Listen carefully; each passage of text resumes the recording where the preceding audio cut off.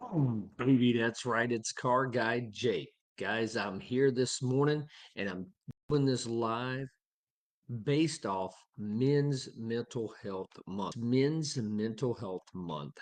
And if any of you know me, you know I've had my own struggles. So today, we're going to talk about it. It's tough to talk about things as men. We're normally taught to push those feelings down. It don't matter, so on and so forth. So, do me a favor, drop me a thumbs up if you're watching this video live. If you're not watching it live, you're watching it later, do the strong emoji. All right. So drop me some comments down there. Let's check this out together. All right.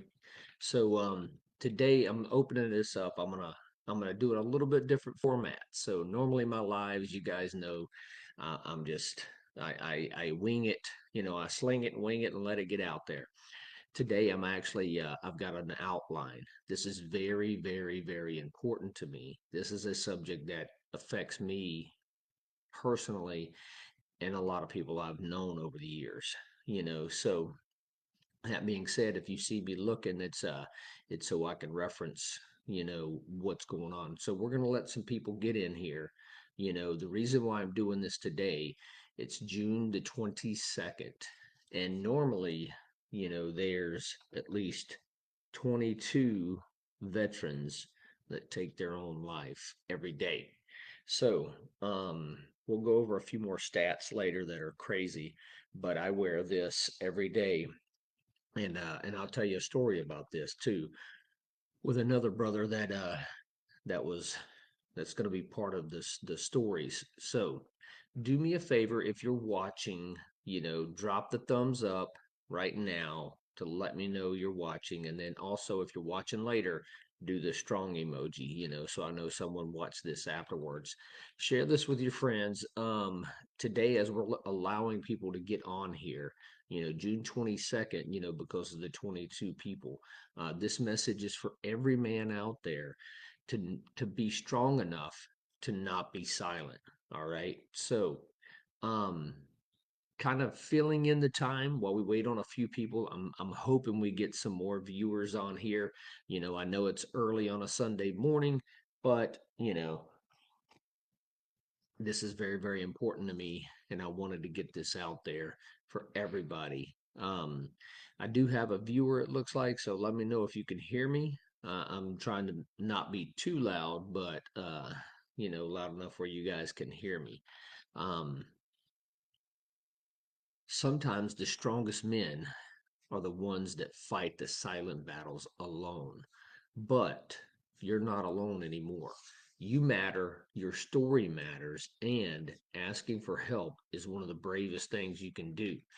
You can pour, you cannot pour out from an empty cup.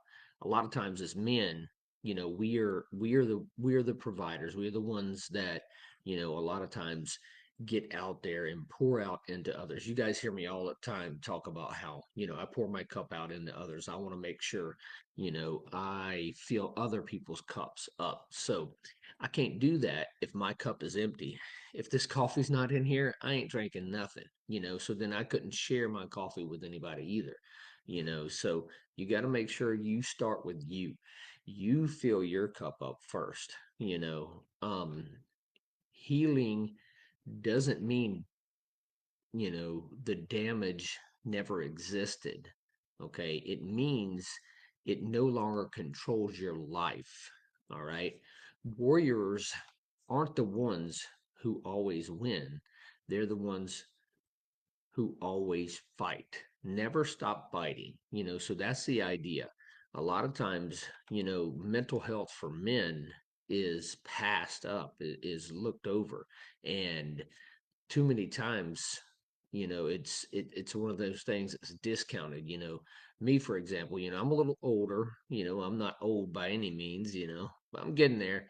I'll be 49 this August. So um I'm a Gen Xer. Everybody talks about the Gen X or the Gen Z, Gen Y, whatever. I don't care about all that. But what I do care about is I had a very, and I'll get to my story later, but I had a traumatic childhood. And I was actually one of the biggest unlock keys, and I'm going to go ahead and give you this right now, but one of the biggest unlock keys I got for me and my own mental health and the way um, I communicate about it is that I am capable, but I was never given the equipment to talk about my feelings, process my this, talk about that, because I've always been taught to, we suppress it and we move on, suppress it and move on, suppress it and move on. Because, like when I was in the military, if we had a traumatic event today, I still had a mission tomorrow. I was on deployment a lot, when I was in the military. So the biggest thing is realizing that we have not been taught how to discuss our feelings, how to get this out, how to, process this stuff. It's always suppression instead of processing, suppression instead of processing. So for me, you know, just the realization that, my wife, I love my wife to death. Holly is my yin to the yang, and the one person that puts up with me the most, you know. But I'm here to tell you, she would always want me to talk about my feelings, and I mean, like, well, what do you want me to tell you? I mean, I'm angry. I'm angry. I'm this. I'm that.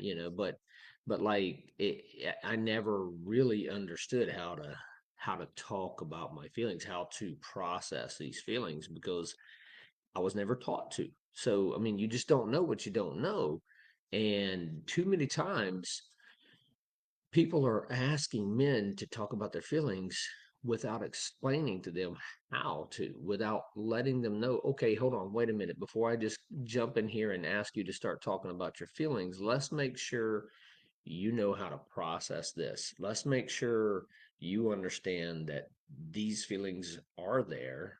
These feelings are good for us. The emotional stress, the emotional trauma is good for us to process through. And for men, it's okay to suck it up and drive on. It's okay to suck it up and drive on. It's just like, not taking the trash out. If it's okay not to take the trash out when it's almost full. But when it's overflowing, you've got to get it out, you know? So the same thing, the same concept. A lot of times, my wife and I will be in an argument or whatever, and then, like 3 seconds later, I'm like, okay, baby, da, da, da, da, da, we got to do this, we got to do that.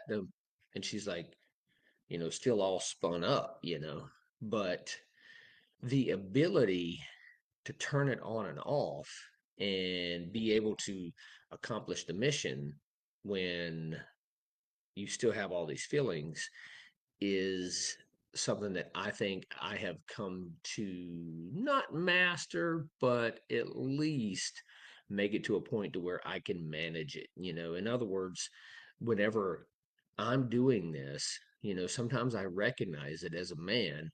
We just don't have time to get caught up in our feelings and get lost in what we're trying to do.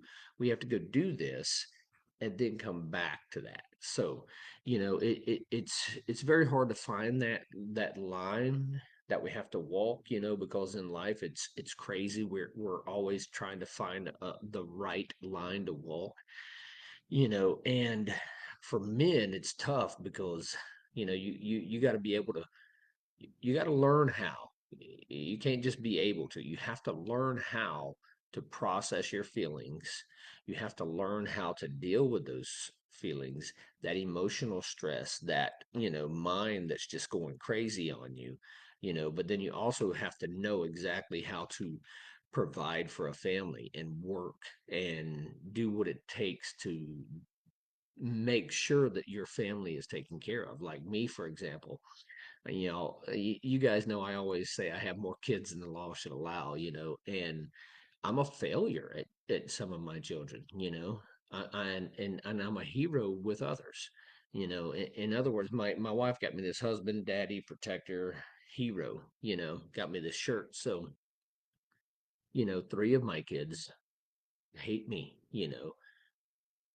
two of my kids really don't accept me as their dad because I'm their stepdad, and and then three of my kids think I'm their hero.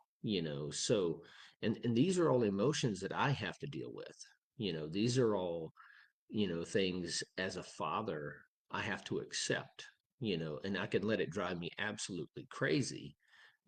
Or I can use that as fuel. I can say, okay, you know, what did I learn from this? How can I grow from this? And realization that I cannot change anybody else's feelings, you know, is is something that I take deep at my core because I can't change the way anybody feels. So um I'm trying to follow this outline. If anybody's ever done any videos or anything with me, I'm not the script guy.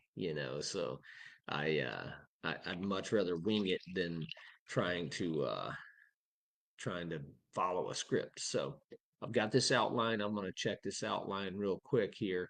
Um I still have one viewer. I was hoping to have a lot more, but hopefully other people can see this video as we go. Um, so biblically, you guys know that Christ changed my life. I'm a Christian, and as iron sharpens iron, one man sharpens another, one person, one woman. Proverbs 27:17. You know, um, and then come to me all who are weary and burdened, and I will give you rest. Matthew 11:28. The those there's a lot of words in this old book right here, and the word of God is very important, in building our own strength. Be strong and courageous. Do not be afraid or discouraged, for the Lord your God is with you wherever you go. Joshua 1 and 19, or 1 and verse 9.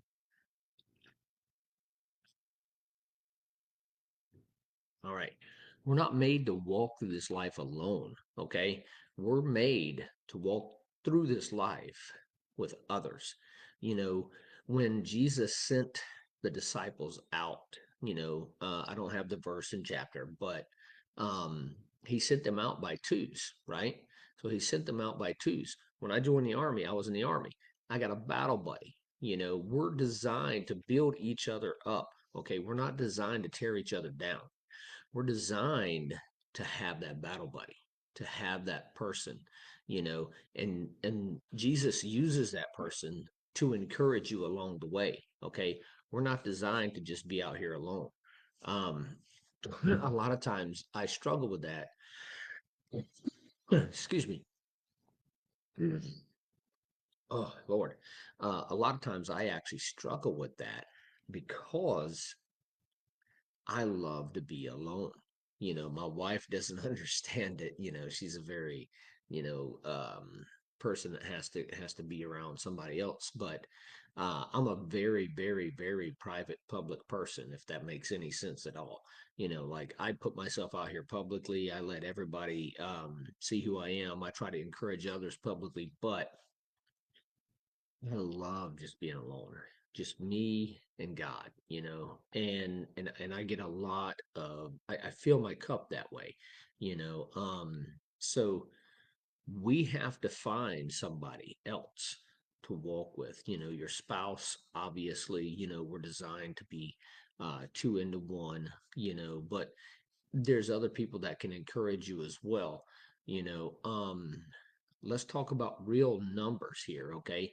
The 22 veterans a day globally, mentally, we are the only ones that decide what our future looks like or doesn't look like. 703,000 people a year take their own life. Men account for over 75% of that. Okay. That's crazy. over 703,000 people. We as men account for 75% of that. So that's us deciding, hey, look, I've had enough. I can't do any more. I'm done. So think about that. That's you in your own mind. But we're not designed to be alone. We're designed to be with him, to be with our spouse. And I struggle with this a lot because, like I said, I love to be alone. In the US alone, 130 a day, 130 a day. Men make up over 80% of it in the United States. So think about that, guys. 80%. You know, it's tough. We've always said also, unofficially, I guess there's even more than 22 a day with veterans. Okay, so and I'm in the prime time right now. Most of the time, men do this between the age of 45 and 54. 45 and 54. So think about that too. You're past your youth. Most people say, oh, people have a midlife crisis when they're 50, but that's not midlife crisis. Okay, midlife is 38. Think about that. The average person the middle of their life is 38, so it's men like me who are seasoned, who have been around, who have all these struggles. They always say coffee's for closers. It's funny. I drank coffee black because I think it's supposed to be wrong. But my wife, she adds all the stuff to it. So um but men my age, we're past the point of where uh we're youth. We should have a lot more figured out than we do. But what I'm realizing even at this age is that I'm so indecisive. It's like, man, I can't believe it, but here recently I just went through a bunch of stuff.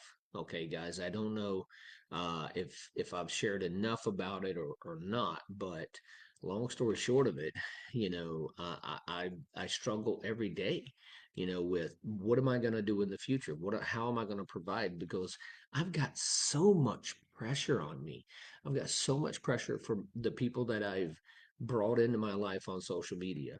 I've got so much pressure to make the sale and help people out and get them into a vehicle because that's how I feed my kids. And then I've got so many kids that I've got to take care of.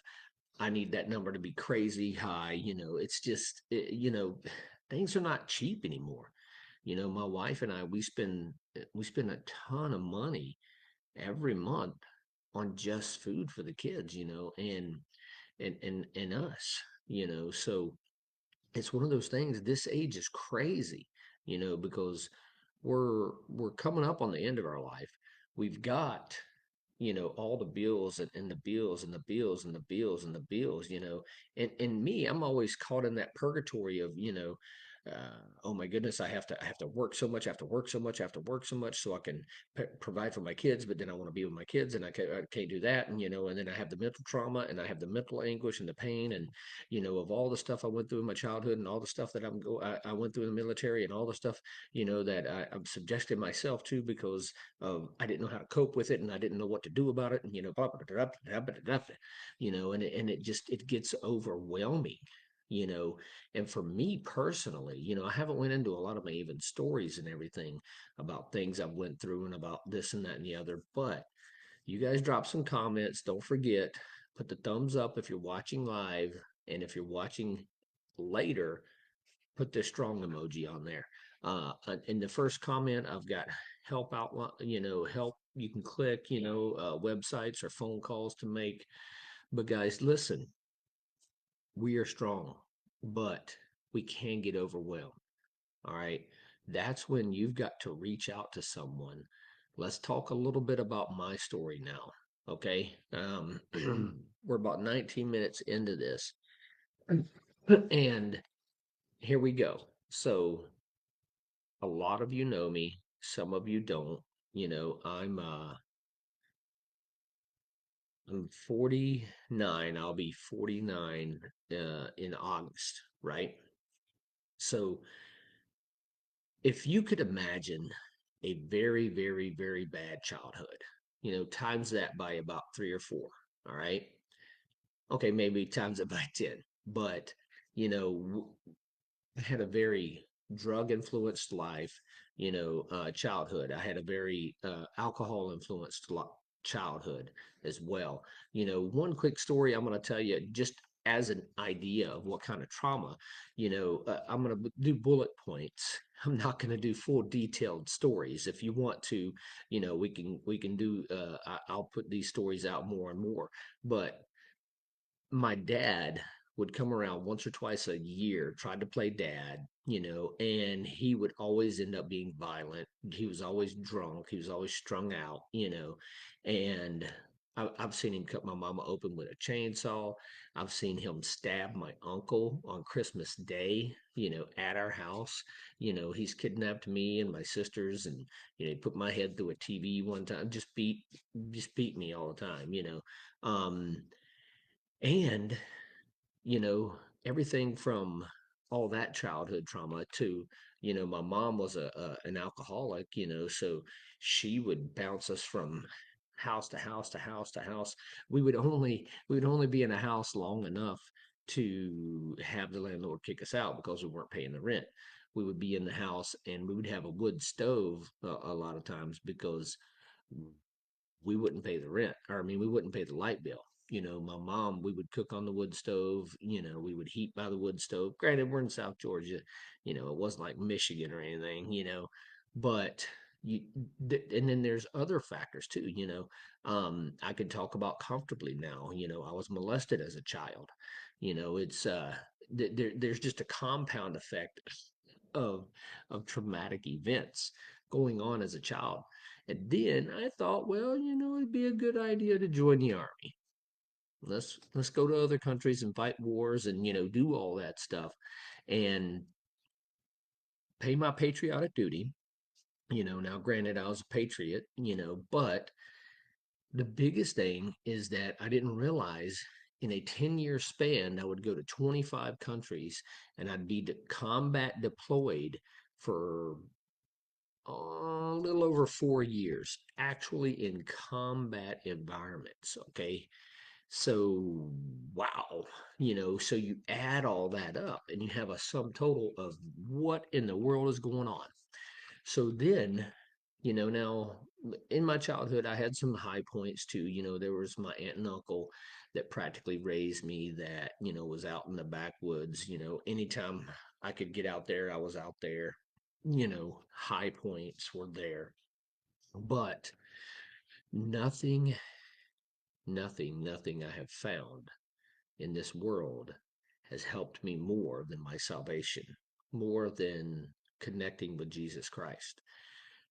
That in of itself, finding that ground foundation, you know, is is just truly been a savior for me, opening up and talking about things. So all that, happens, right?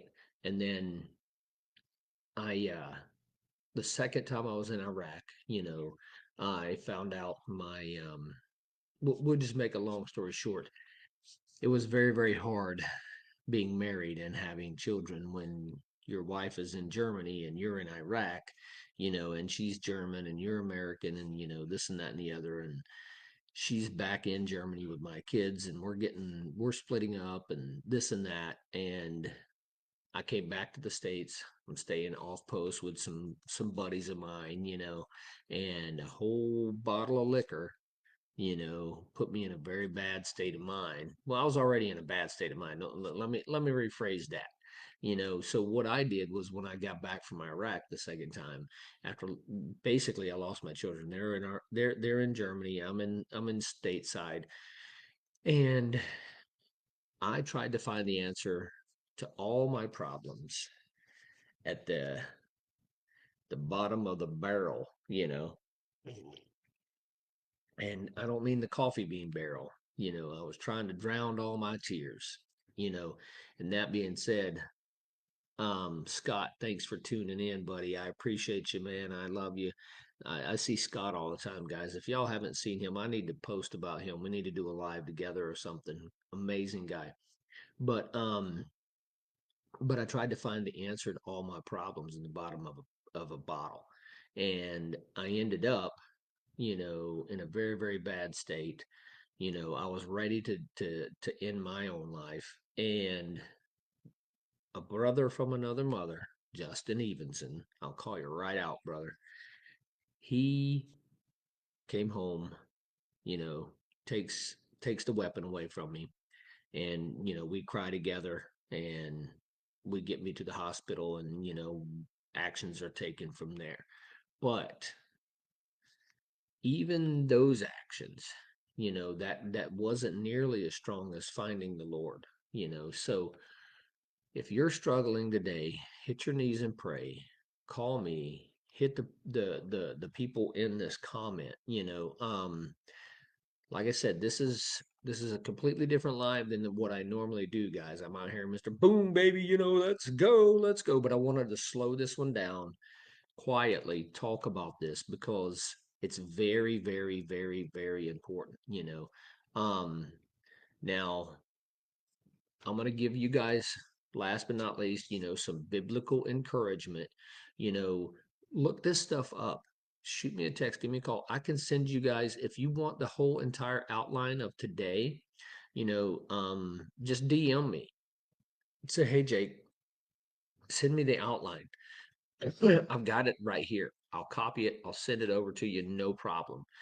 But let's so some of the things that help me in the word is that God doesn't promise life without pain, but he promises he'll walk with you through it. Okay, that's the biggest thing, guys, is you're not alone.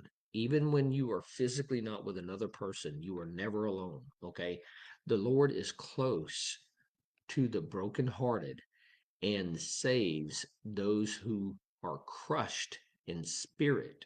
That is Psalms 34 and 18.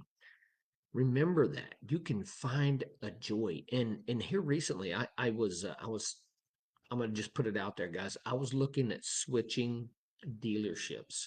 I was gonna go to an entirely different dealership, and I was gonna head out of town, actually down to Tampa, Florida. But I have a brother from another mother, another one that is my mentor, my my mentor professionally, my mentor personally, and my mentor spiritually. Okay, his name's Jonathan Dawson. I'm going to call him right out too. Great man of God, amazing, amazing man of God, and just an amazing man. Period. But uh, but he and I were talking about this transfer, about this going down to Tampa, and it's so crazy because sometimes you have this peace that passes all understanding, like it says in the word, and you just cannot explain it. So I was very, very, very, very vexed about trade, about moving. I was gonna travel back and forth while one of my daughters, my that doesn't say I'm her dad, but um, because I'm her stepdad. So she was gonna finish high school, so I was gonna travel back and forth. And whenever I was done with that year and she had graduated, I was going to move the whole family down, and my wife didn't was against it. Everything was just back and forth. It was just big turmoil.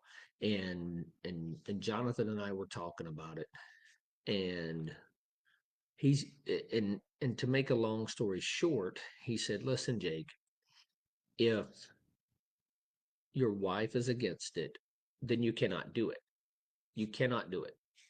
He didn't say, "Hey, Jake, I think you should really put some consideration in this." He was like, "No, dude, you're not doing it. You cannot do it."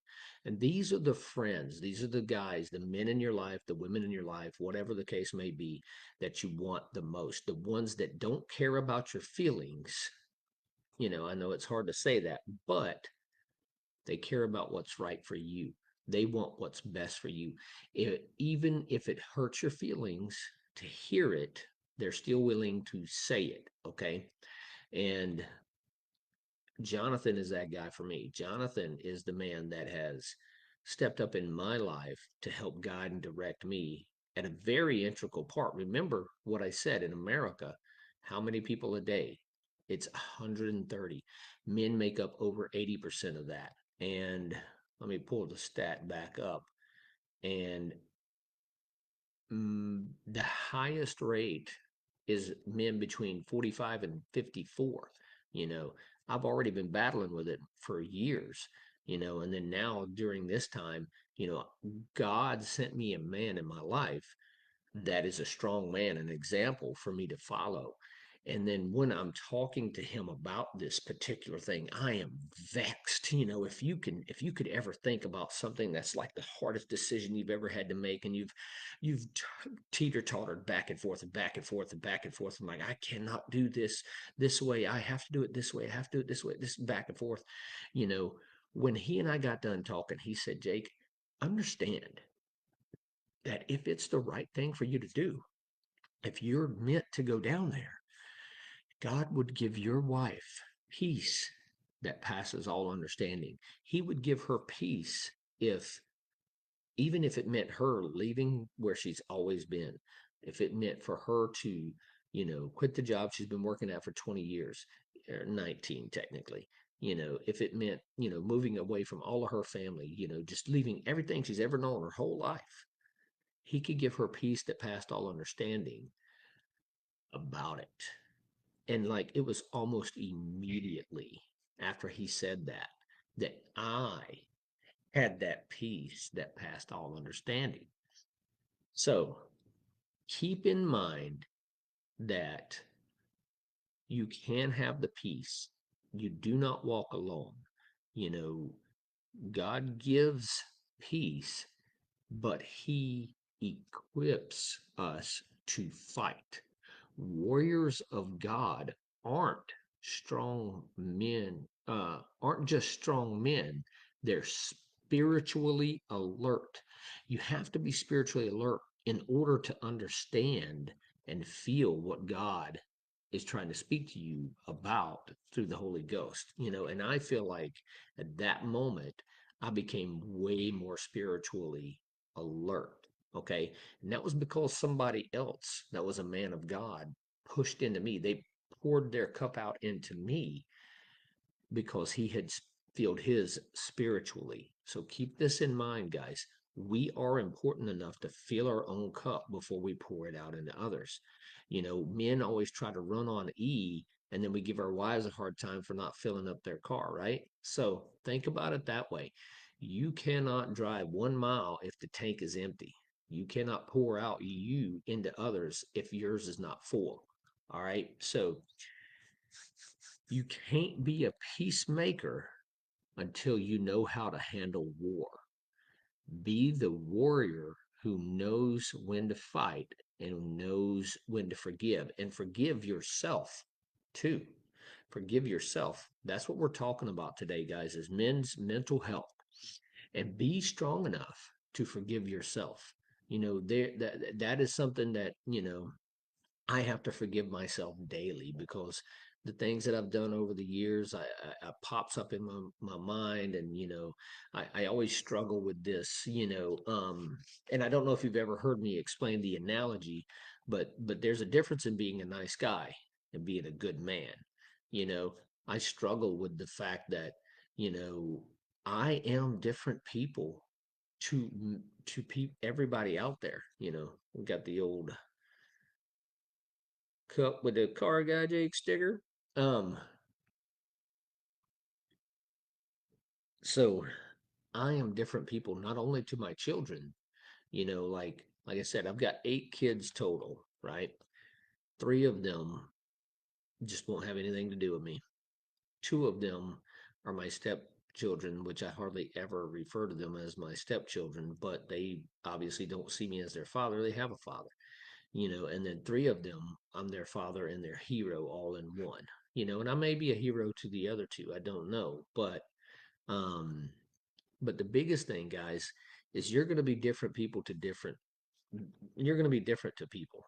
One of the biggest things I pride myself on in my career is truly, truly, truly buying in. And you people can tell when you're genuine. They know when you're just out there flapping your mouth, you know, or they know when you're genuine. Because being genuine means showing up. If you show up every day and you're there, people know that, whether they want to admit it or not. But guys, I'm gonna hop off of here. We've went well like 35 minutes. So drop a name in the comments or share this directly with somebody you want to either help or somebody you want to, make sure gets this message. But if you're struggling, DM me, call me, text me, whatever you got to do. If if not, call a friend, talk to your wife, talk to your pastor, find that spiritual mentor that I have in Jonathan Dawson, when you need that, okay? Find that person that in life is gone where you're wanting to go, and attach yourself to them. And then don't be silent. That's the biggest thing. Reach out to somebody. Let's build a tribe of people, men and women. Women do it too because women struggle, guys. But this is Men's Mental Health Month. But let's do a checkup from the neck up on everybody that you think might need it or even not. Because, and I meant to get into some more stories and stuff, guys, but I kind of lost track. But thank you for everybody that's tuned in, and it's okay to not be okay. All right. It's okay to not be okay, but it's not okay to stay that way. It is okay to not be okay, but it is not okay to stay that way. This is Car Guy Jake, and I'm not just selling cars. I'm fighting for my brothers, my friends, my veterans. Boom, baby. Have a blessed day, guys.